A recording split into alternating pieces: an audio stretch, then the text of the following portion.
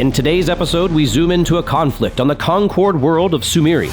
Relations have deteriorated between the Imtel and the Guild of the Amethyst Sun. In an attempt to destabilize the Boromites and stop the conflict before it starts, elements of the 23rd Xanadon Drop Brigade have been sent to kill the Guild Matriarch herself. This will, however, be a difficult task as O'Terra travels between worksites, guarded by an elite unit of Lavon riders. Who will survive this desperate battle? Find out this episode of the Tabletop Warlords. What's up, everybody? I'm Kevin. And I'm Sergey. And we are the Tabletop Warlords. And once again, we find ourselves playing a game of Beyond the Gates of Antares. But today is incredibly special because today is the first battle report we will be featuring in version 2. Version 2!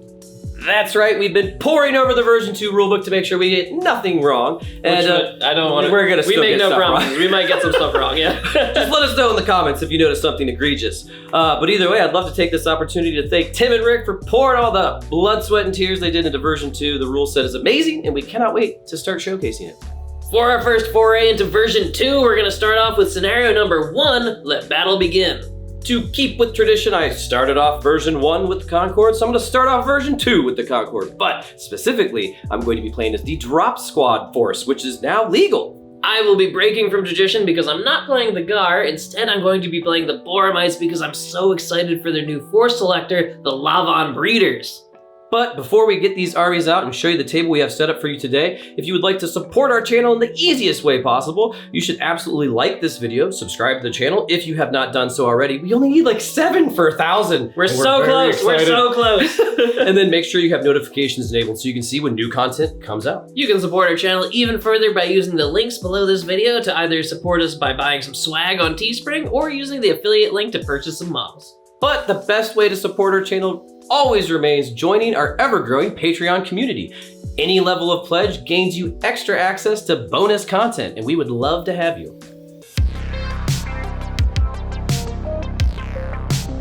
And here we have my Concord army for today. We are rocking 50-point scout forces today, and I have chosen to do the drop selector force because I love drop troops. At 50 points, we are going to be at force level 1, and so to fill in my core selections, I have taken 2 identical drop squads.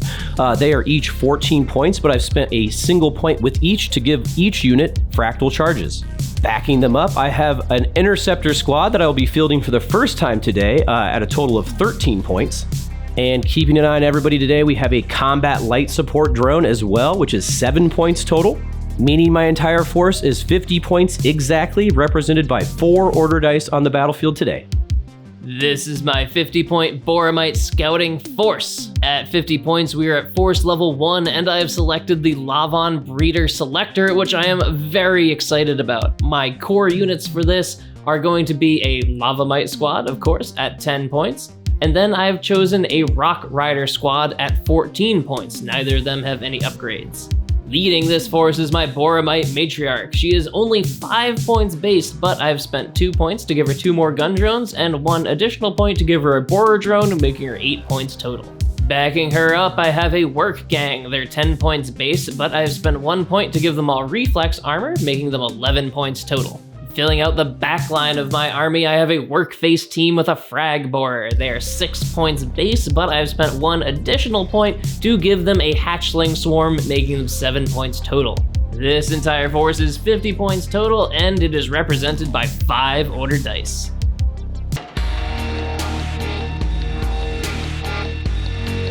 And here we have our battlefield for today. It's pretty simple stuff, but all of the rules have kind of changed a little bit for version 2, so I'll let you know what that is as I break it down. So, as per the usual, we have quite a few forests. We are going to have some light forests. The largest bases are going to be, light woodlands. The larger bases are going to be dense woodlands. And the way that works now is that it is considered, they're both difficult. The dense woodland is still -1 to your agility. They are both still +2 to your res, but they are now considered obscuring 4 inches. So you can draw line of sight 4 inches through that forest before blocking line of sight. Now with the light woodlands, it's going to be different in the sense that it will be obscuring 8 inches. So you can kind of see through those a little bit more. Now we also have a lot of instances of specifically low scrub on the field. And we did that because we just didn't want to have so much stuff that's blocking line of sight. They are also obscuring 8 inches, just like the light woodland. They are open as far as the difficult test, so you don't have to do anything when you're moving through them, and they provide +1 to your res. Now, you will also see that we have kind of a little bit of grouping of hills over here, so there's some high ground, and high ground actually works basically how me and Sergey did it in version 1. It is now up to you and your opponent to decide what high ground sees over what terrain, and so we'll kind of go over that with you guys as it becomes necessary. Now, the last thing, the building over here is not going to really count for anything, either as the solar panels. We just want to have something fun on there, but we are going to use panhuman roads. Now, we have decided that we are going to change the rules for panhuman roads in version 2, and they are going to work as follows. Any unit that is considered mounted or suspensored is going to get 2 inches added to their move characteristic, which is pretty sweet, but roads help a lot. And then anything else is going to get +1 inch. So crawlers, infantry, beasts, anything else that's not mounted or suspensored. So that'll be pretty fun, but that is our battlefield for today. Now, as far as deployment and let battle begin, it's pretty simple. You get to deploy 1 movement from your chosen table edge. Now, the little difference in version 2 is going to be that a lot of the units, all of ours, have different move characteristics, and you do deploy that distance of their characteristics. So right here, you can see all the drop squads as well as the combat light support drone are deployed 6 inches in, but you can see the interceptor squad over here has deployed 10 inches out. Now 10 is the maximum, but that was gonna probably because most things don't go further than that. Now all of the Boromites have chosen to deploy on this corner, kind of catty corner for my position, all once again out, not quite as far with the Locomites, but Sergey is definitely gonna be optimizing this terrain. So let's get some dice in the bag and get this party started.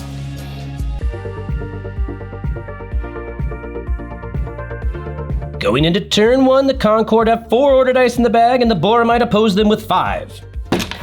Turn 1, die 1, the first die pull of version 2. Oh, and it's Kevin. Importance of goodwill. For my first order, I'm gonna basically be using it to maneuver. He is too far away for me to be able to shoot much, so I will use my first drop squad, one of the 23rd, when I say Xanadon Drop Brigade. Whatever thing you made up right before this battle report. They're a member of the Drop Brigade, you know what I mean? It's all the honor goes to them. So this is a dense woodland. Like in version 1, I must test to see how far I can get into it. The drop squad is equipped with the S shoots, which gives them +1 agility, so I'm at 6s.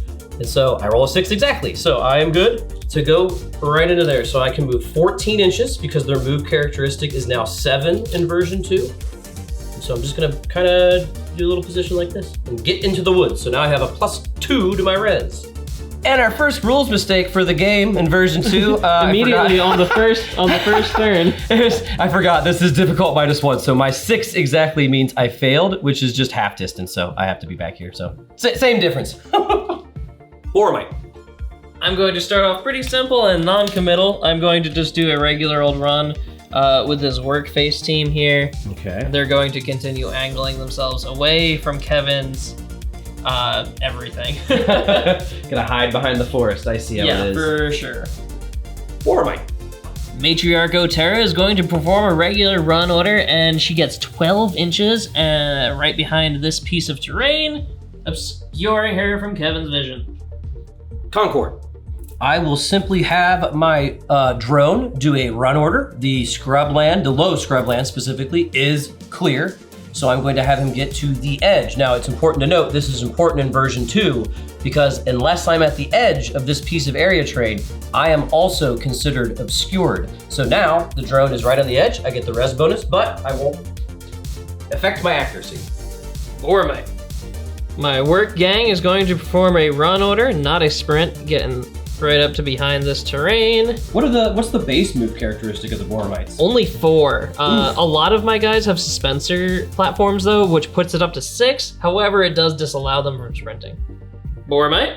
My Lavamite handler, I don't want to present myself to Kevin quite yet. I am very nervous that he's going to outgun me because he has better guns. For the simple reason of him just being better at shooting. So what I'm gonna do is stay behind this piece of terrain and advance a little bit forward. The last Boromite dice for the turn. That die pull was very unfortunate for me because it makes me kind of on the back foot for next turn. So what I'm gonna do is force Kevin to come to me, hopefully, and just get right up into this forest. I'm not even gonna roll the agility. I can't roll bad enough to not make this move, so. And that is important to note because there is no such thing as rolling a 10 and stopping your movement in version 2. There's also no longer finding a way by rolling 1. So like Sergey said, he doesn't even have to roll. So I have the last 2 order dice in the bag, and it's pretty easy because the first one is just a run with my interceptor squad. And I'm gonna be going over here. Is that a run or a sprint? Oh, it's a sprint, I'm sorry. My agility is 5 with the interceptor bikes, but I got a 6, so I get 1 pin. My last unit is the last drop squad. I'm gonna do a run order, and I have to pass an agility test to get through here, and I got an 8, so I don't because my agility is 6. So since I failed, the last 5 inches are halved, so I can get all the way up to the train, and then can only go 2.5 inches in further. And that would be their final position. Turn 1 was all about maneuvering. The 23rd Xanadon Brigade is slowly encircling the Boromites, who are pretty much turtling up. O'Terra has taken a commanding position, ready to mount this rise and rain fire down upon her enemies.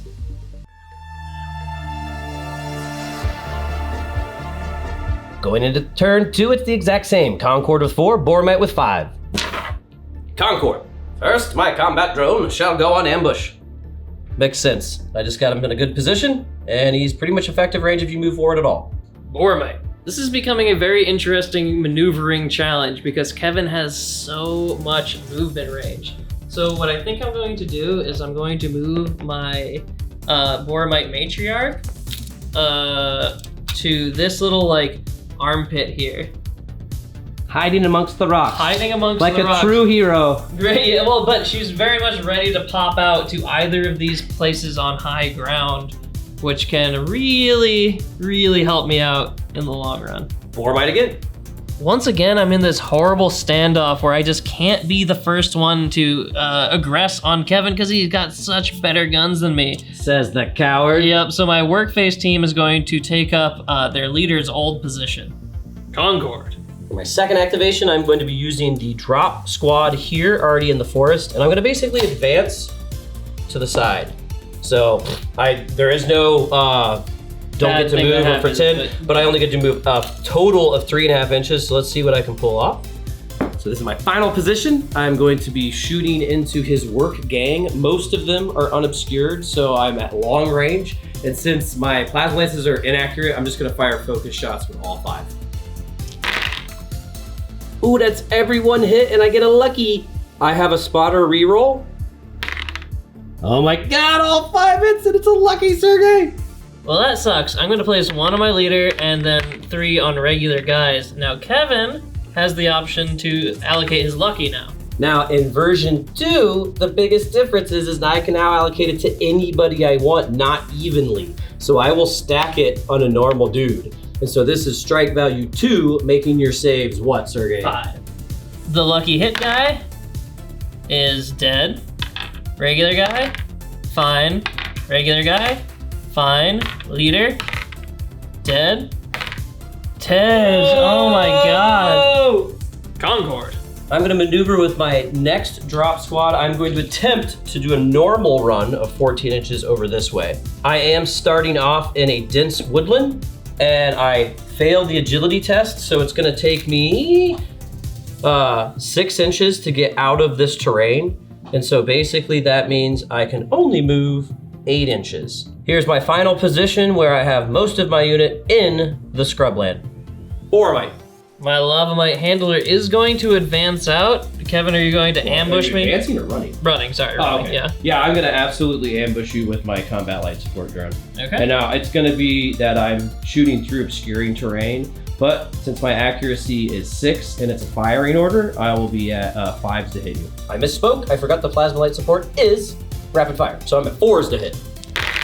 So I hit once, which is all I really wanted to do. taking on my leader, and I'm good. Boromite again. I'm going to run and sprint with this injured unit. They've taken a lot of damage, but let's see if they can still be useful. I get a pin. Well, I guess I... What's your command? Yeah, my command is, I'm fine. Yeah, my command is 9. So then I have to roll a sprint, and I retain the pin. Oh, okay. I didn't realize you were sprinting. Sorry, I did that in awkward order. Okay, so the work might, the work mites. The work mites, yes, are getting closer. Concord. I will perform an advance with my interceptor bikes. I'm gonna try to anyways. Their command is 8. I rolled a 2, so I get rid of the pin, and I'm going to simply move 10 inches, which is their normal move, up to here. Now, I have to test for the terrain, but it doesn't really matter that much. So I fail, so I can only move 1.5 inches through because there's 3 inches of You movement. have plenty of movement. Yeah. So I'm gonna put them right here. They are on the edge of glory. They're on the edge. Oh, wait. We're gonna get TOS with that one. And this is a compactor drone. I don't think we said that, but let's see here. Now I'm gonna use them to fire at these guys. I will be at effective range because I'm within 20 and I have 6 shots at strike value 2. Huzzah! So I have scored a lucky and 2 other hits. Kevin, being that bastard that he is, has placed 2 shots on one of my guys. Who's fine? Haha! Confound you! Yay! I have lost a guy, which puts me to half casualties, meaning I do have to take a break test. And I'm good. It's Gambit time. I am going to run and sprint with my Locomites and hope to God I get the next order dice. They need to roll an agility test to get through here, which they fail. Oof. And a sprint test, which they pass, so I don't get a pin. And I'm sorry, I didn't declare I did off camera. He did to me. I'm going to be getting in here, and we're gonna math it out off camera where they end up. This is their final position. Again, really hoping I get the first dice because there's about 50,000 guns bearing down on me right now. Turn 2 has once again been all about maneuvering, but the Concord have shown their teeth. In a desperate move to save her own skin, Matriarch O'Terra has hidden behind some rocks and declared a countercharge with her Lavon escort. Who will survive this bloody conflict of tooth and plasma?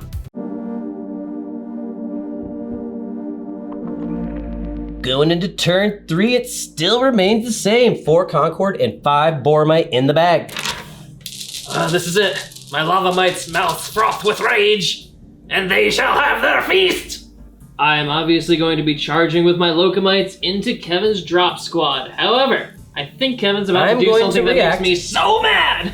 By sprinting away with an escape, I have an initiative of 7, and I rolled a 2, so I pass. I do have to pass on a agility test for the terrain, which I got a 4, so I pass.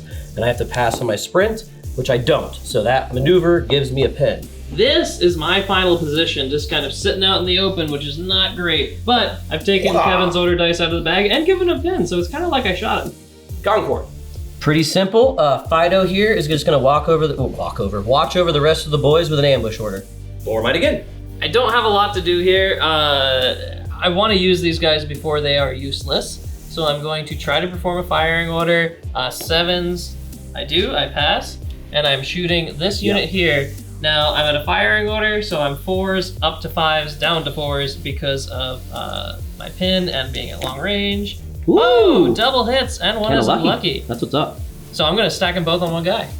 Unfortunately for me, I forgot, in version 2, the compactor mauls are inaccurate, so that 4 missed.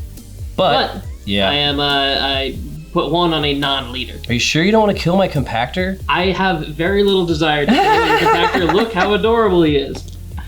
Oh! I killed a guy. Oh, shoot. Concord. I'm going to attempt to give my interceptor squads a run order. And I pass with a 4, so I lose the pin. Are you running and sprinting? Yes, I'm running and sprinting, and I'm going to be charging with my guy and tier 2 dudes. Okay. As vengeance! So I'm going to do the sprint check, which is 3, so I'm good. Okay, so they both are armed with twin plasma carbines, so I get 4 shots at strike value 2 at an accuracy of 5. Now I sprinted, so Sergey is gonna have to re-roll, but you do get 2 shots back, -1 for accurate, -1 for pin, so you're at 3s to hit. I forgot I have implosion grenades, which are not inaccurate, so it makes me 4s to hit. So I'll totally take that. 4s, double hits, but I have to re-roll because he sprinted. Double hits. All right. Wow. Okay, so that combines to be a single strike value 4 attack. Well, it would go to 2 of your guys. Oh yeah, you're right. So then my guys respond with 4 shots at 5s to hit. I hit with all but 1. So Sergey, you have to take 2 strike value 2s on one and 1 strike value 2 on the other, so you might as well do that real quick. They're all dead. Super dead. Each of my interceptors now must take a strike value 2 hit, making the res 6. So my leader is the only one that survives. I am down to half a unit because of shooting, and I got 1, so I'm gonna lose my pin, and I'm gonna continue on with just my leader.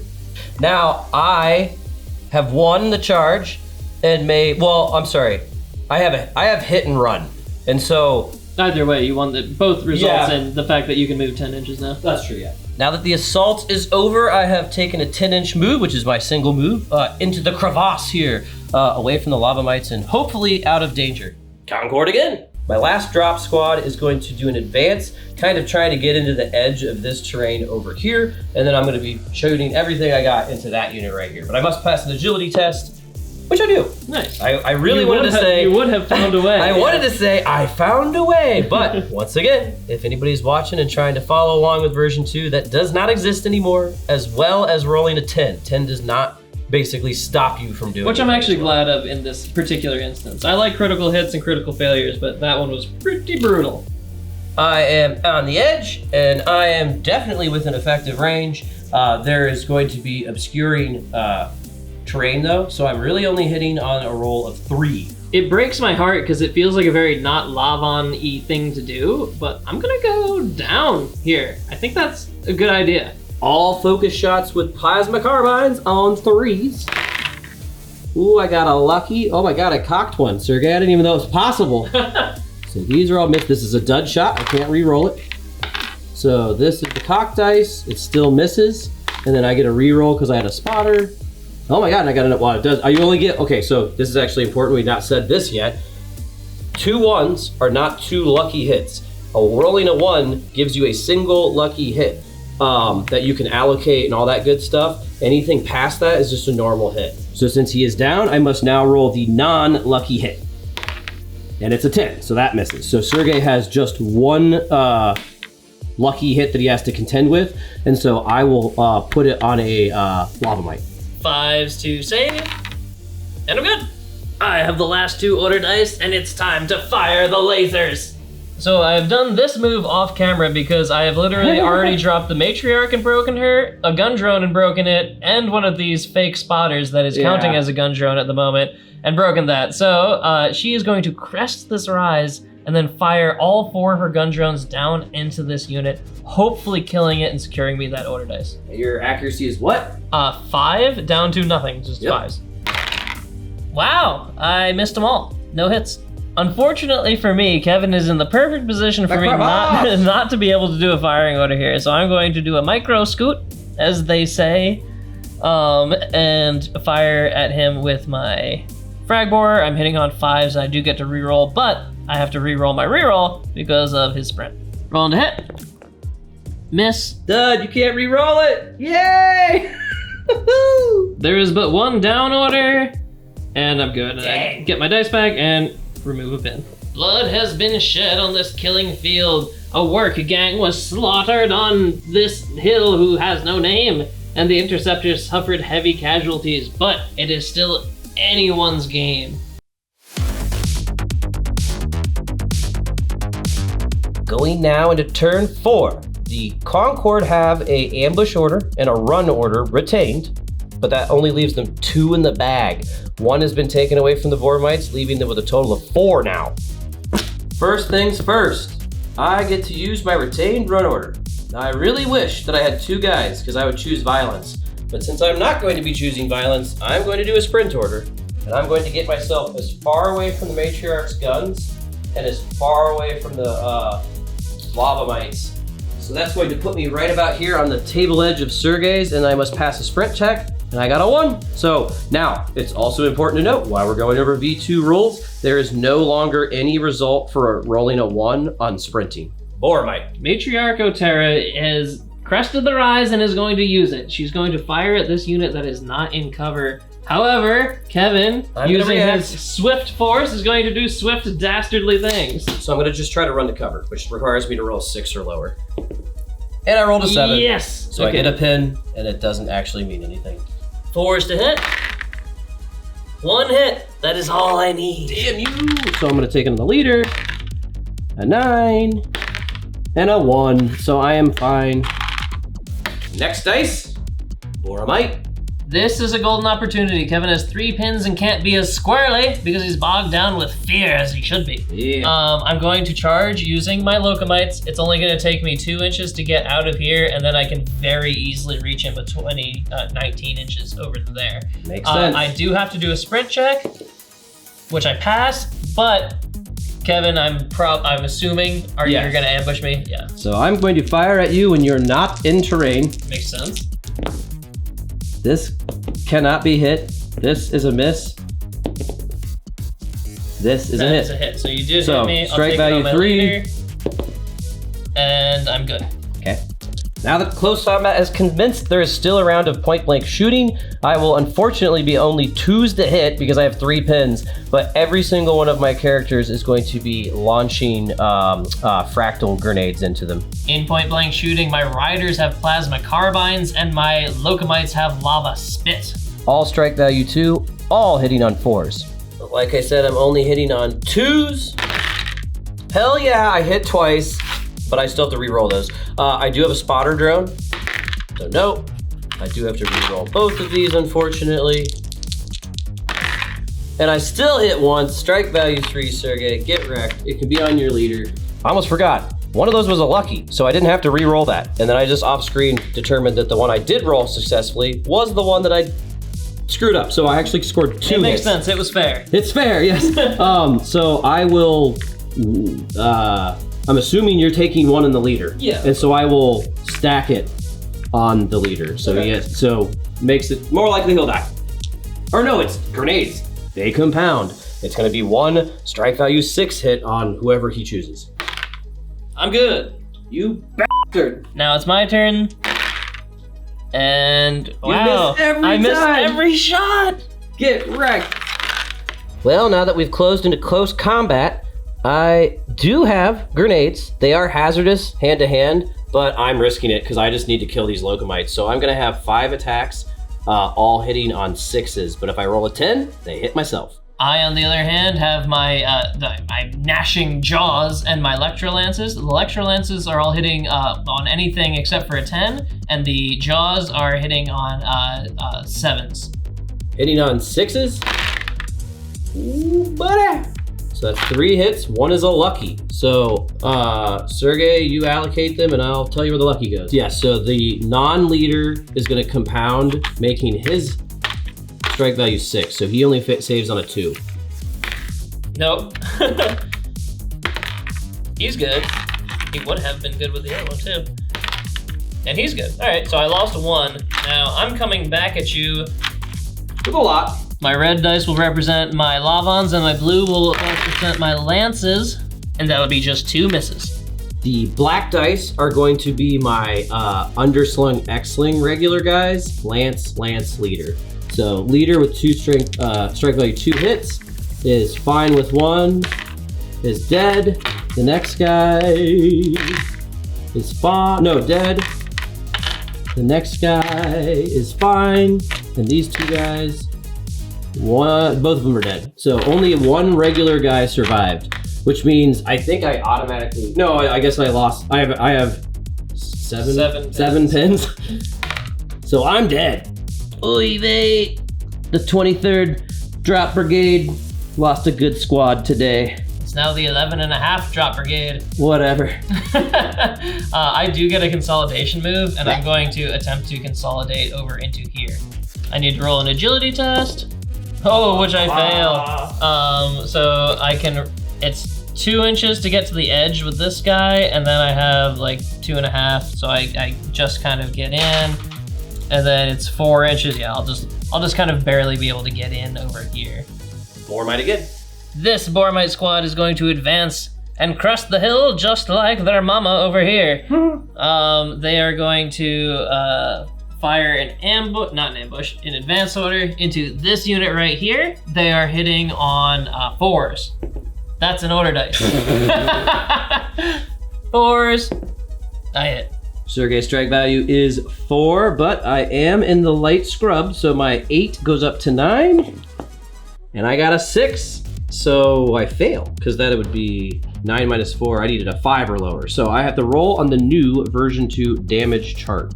And on top of that, I am now fractal locked onto Kevin. So if I fire again, I automatically hit at strike value 7. Oh, I think I may have lost Sergey. The last Boromite dice. I do have one more order dice, and it's not very useful. It's this guy here. I need to pass an order test to do anything, which I do. So I'm just going to kind of hop up here, hoping to punish Kevin for whatever he does with this unit, or maybe potentially charge that unit. My last unit is my drop squad unit. Now, we have been deliberating. I could try to advance and shoot, but honestly, if I advance and fail the roll, I'm gonna be able to be charged by this Lavon unit right here, the handlers in the center of the table. So instead, I'm just gonna go for broke, charge this unit, because my only chance of winning now is for next turn, this retained run order to end up being a charge to this weapons team. Maybe I can kill him, I don't know. But I'm gonna do it. So I will not sprint because Sergey already has 3 pins, which means he's only gonna be hitting on me on 2s. And I'm gonna have cover, so that's okay. And I'm going to be firing all of my fractal charges and chucking fractal charges with 2 guys with lances, and I will be hitting on 5s. Concord! Ooh, that was terrible. So every shot missed except for 1, because of course, I do get to reroll because I have a spotter gun. And so I have 2 hits at least. So Sergey, you must successfully deal with 2 hits and then you get to shoot. 7s to save. I'm solid. I'm at 2s to hit with Lava Spit and regular strike. Oh, hey, I hit with my plasma carbine. There we go. So I will take it on my leader. He is fine because of the res. Going into close combat, I'm doing the exact same thing, even though I have hazardous hand-to-hand and I'm hitting on 7s all across the board. So only 1 miss.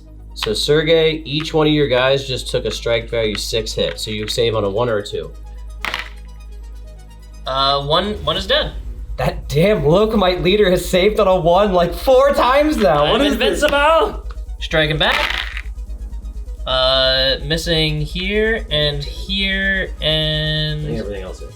Yeah, everything else is. I have 4 hits to contend with. The black dice is an underslung X-Sling guy. These are the lances, and that's the leader. So 1 lance is dead, and then my leader gets a reroll, and he is also dead. So I unfortunately gained 2 more pins, but Sergey is still beating me. He has 5 pins. I'm sorry, I'm beating Sergey still. I need to then take a break test. I hate you. So I managed to kill a Locomite, but Sergey managed to kill 2 of my guys. That was very lucky on my end. So we continue fighting, and now I have 3 characters with grenades that are gonna really try to get him good. I'm still hitting on 7s because I won. So 2 hits on you, Sergey. You fail on anything but a 1 or 2. Oh. No, okay, you finally got me. But you still get to fight me, and I only have 3 guys. And I hit you all 3 times. So I only have 3 guys. 2 of them are X-Sling guys, and 1 is a lance. So you've killed all of my guys too. Which means that your army is now broken. Yep. Well, I'm at least happy that I freaking killed the Locomite, but unfortunately the drop squad was taken out with it. And the truth of the matter is that breaks my force, and let battle begin ends at the end of the turn when the force is broken. That was the last thing to do. So Sergey, you have won.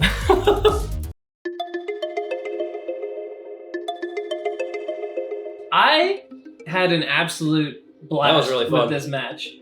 That was... Unfortunately, the dice were not with me. No, the were pretty aggressively not with you. But I love how the Concord drop force works now. It was really hard to fight that list. Yeah, that was actually a really cool list. I did enjoy it, and it was really cool. And it was very simple for what it was. And the way you utilized reactions and the fact that you could move that far, like, I did not think I was gonna even touch you. I thought I was like never gonna get a charge together. Like that was cool. Yeah, most of that fight was maneuvering until that last punch. And then, which is how these two lists should feel. Oh yeah, well, and 50-point games are very punchy in general. Yeah, and so that was cool. But overall, Antares version 2 is sweet. Antares version 2 is sick. That's off, Tim. Yeah, this was so fun. Now, obviously, it wasn't like a huge game, so it's like not like everything played out. But it's just even on a small scale, the changes that they've made were very noticeable. Well, yeah, I think you hit the nail on the head when you said, off camera, Kevin said they just knocked all of the rust out of the game. Literally. Like, everything was smooth, everything felt super dynamic. Like, I wish I had the camera in my hands now so I could, like, give you a visual. But, like, my Locomites started on that edge of the field, did a lot of their work over here, and died over here. Kevin's Interceptor did a full loop around the entire table, and all of that was like, dodging out of range bands and like tactical movement. It felt really, really dynamic, which I thought was awesome. Well, and so version 2 differences.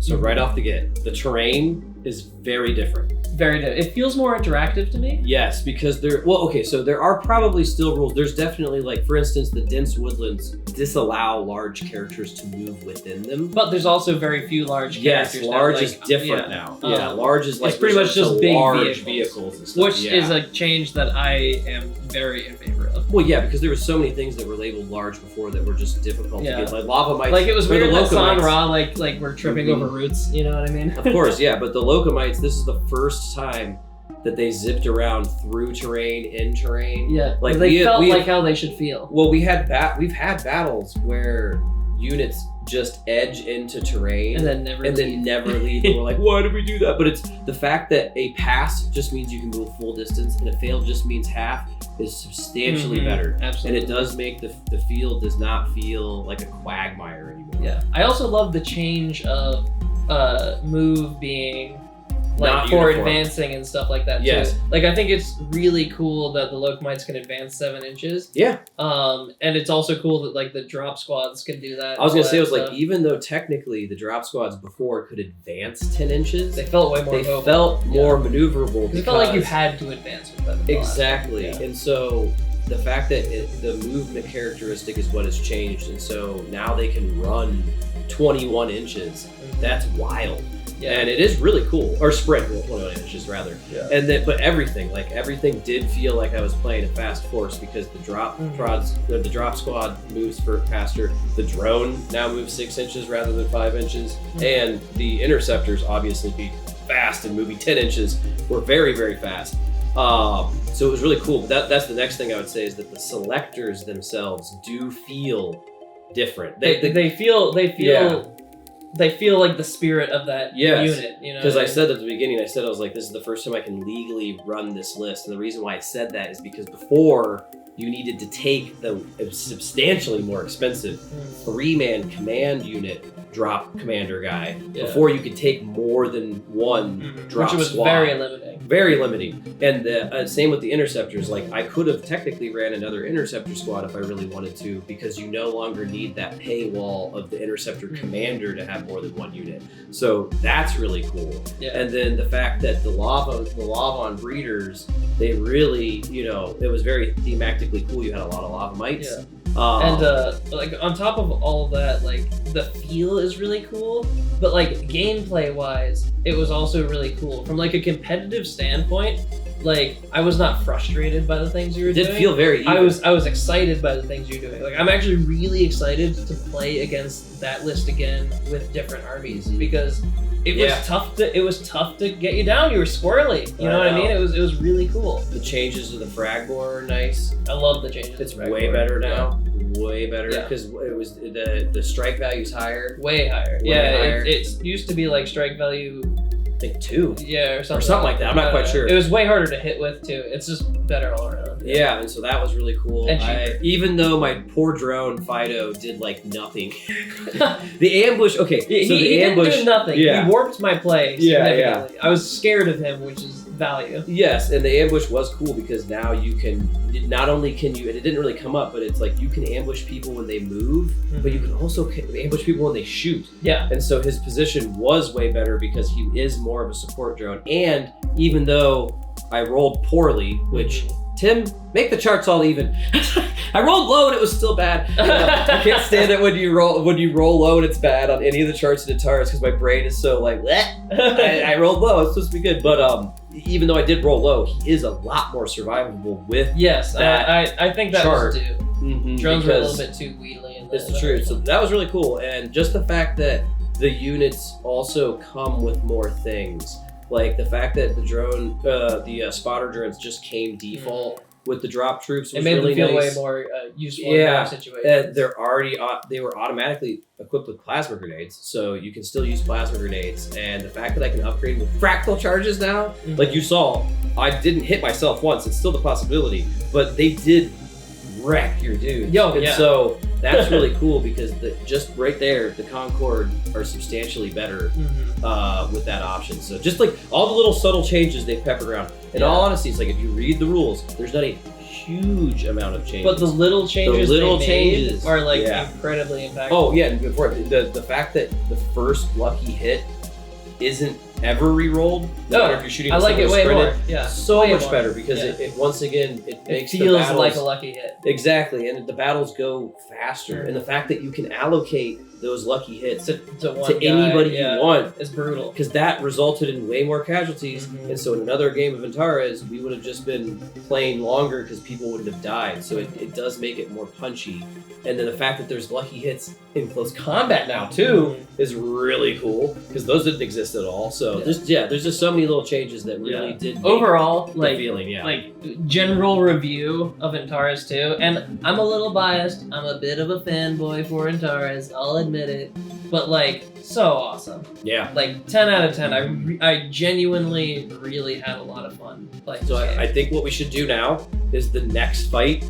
Let's up the ante and maybe go to the 75 points. Yeah. 75 points is now the skirmish force. Yeah. Well, if you think about it, kind of just like divide everything by 10. Like that's really what 75 it is, points is essentially 750 points. 50 points is essentially 500 points. Yeah. And another thing that's interesting is that the lack of the old force selector, I really do enjoy it because both of our armies didn't have some throwaway auxiliary choice just to get an extra order dice. Yes, exactly. And so everything was combative, which I thought was really cool, just side note. But I'm very excited to see the other force selectors. There's so many changes to all of them. It's going to be neat. But yeah, let's continue with the bigger game and the next scenario. Yeah, and I have so many models to paint now. My head's going to explode. I love it though. It's I know. I'm so excited.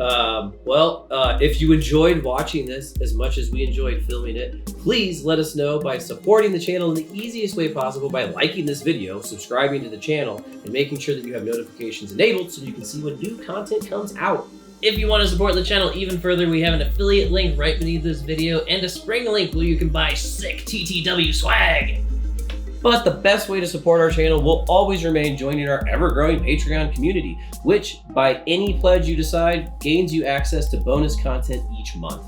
And on that note, the ranks of our tabletop army are swelling to a fever pitch. But before we welcome our new members, there is some changes that you guys will notice immediately if we just said them out loud. And what it is that our Patreon tiers have now changed, only in their name. And that was because we have not really revisited the Patreon ever since we, created it 3 years ago. And our tiers just didn't make sense to me.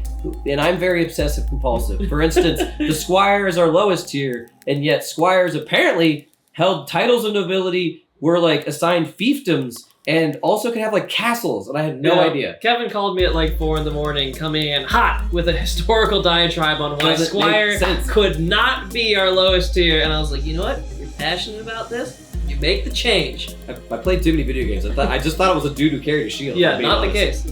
With change in mind, we have many new members of our tabletop militia to welcome to the fold.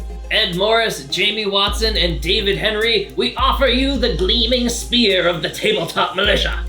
With a name like militia, I feel like they should get muskets too. Yeah, muskets, anything. Whatever weapon you want to slay our enemies! We also have 2 brand new tabletop warriors to welcome. Matisse Kowalski Klein and Corvus Games Terrain, we offer you the broadsword of the warrior. It's +1. And finally, we have a brand new tabletop champion, Matthew Tile. Gleaming scale mail will adorn your figure and protect you from any blow. The champions don't get weapons, No just weapons. armor, to just beat people to death with cool gauntlets. I heard that Matthew's hands are registered as weapons.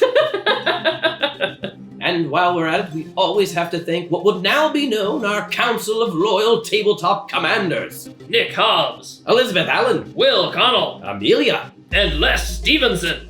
We rely on the tactical prowess of our tabletop warlords, Knight Silver. And Michael Crow.